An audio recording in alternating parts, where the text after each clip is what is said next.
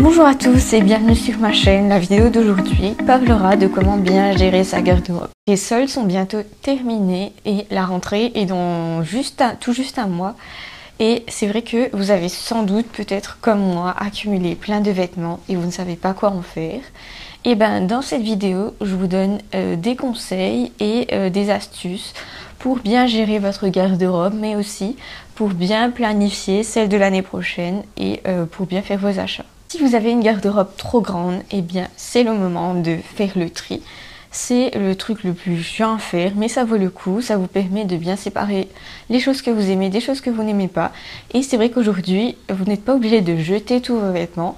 Il reste un certain nombre d'alternatives comme Emmaüs ou les bennes spécifiques pour les vêtements qui permettent de recycler les vêtements, ou encore H&M qui va reprendre vos vêtements en vous donnant un bon d'achat de 5 €. Ça vaut vraiment le coup quand même. Il faudra ensuite apprendre à faire de meilleurs choix pour vos vêtements et garder seulement les pièces qui sont les plus importantes pour vous.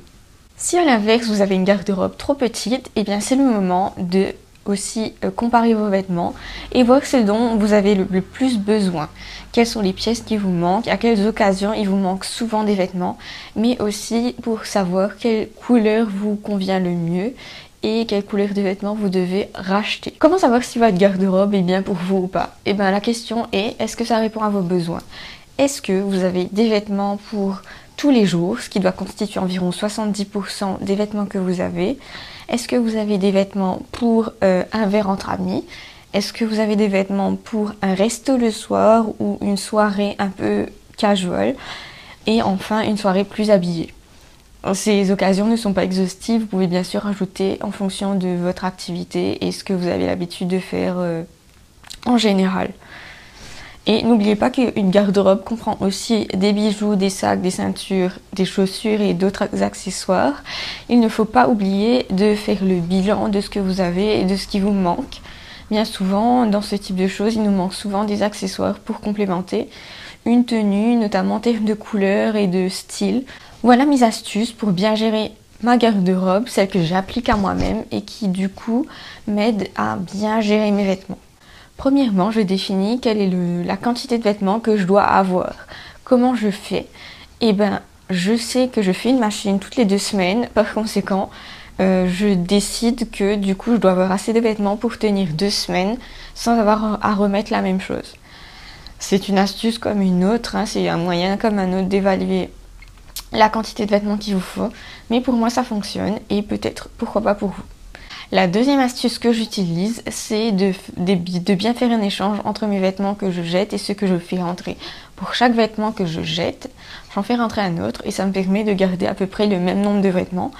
De plus, je sais que du coup je fais souvent rentrer plus de pièces qualitatives, ce qui me permet de vraiment jeter les vieux vêtements que j'ai achetés depuis des années et de faire le tri. Quand j'ai un doute sur un vêtement à jeter ou pas, je le mets ce que j'appelle en quarantaine, c'est-à-dire que je le mets dans une valise, dans un sac, séparément des autres vêtements et je vois si je peux tenir un mois et plus sans. Si j'y arrive, eh ben, je me débarrasse de ces vêtements après. Ça me permet de voir en fait si j'en ai vraiment besoin ou si c'est juste dans ma tête. Une autre règle que j'applique à moi-même, c'est vraiment d'acheter un maximum de pièces neutres et de basiques.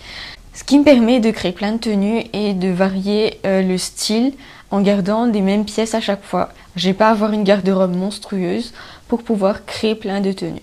Enfin, le dernier conseil que je peux vous donner, c'est de garder les mêmes couleurs plus ou moins dans votre garde-robe. À quelques exceptions, si vous avez l'habitude de porter des couleurs foncées et que du coup vous achetez une tenue hyper flashy, vous allez devoir acheter tout ce qui va avec cette tenue pour bien la porter, c'est-à-dire le bas, les sacs, les accessoires, etc. Est-ce que ça vaut vraiment le coup d'acheter une seule pièce et de devoir acheter tout l'ensemble qui va avec? Donc du coup, restez bien dans vos couleurs et surtout si vous faites une petite dérogation, demandez-vous, est-ce que j'ai tout ce qui est accessoires et autres pièces qui vont aller avec ce vêtement?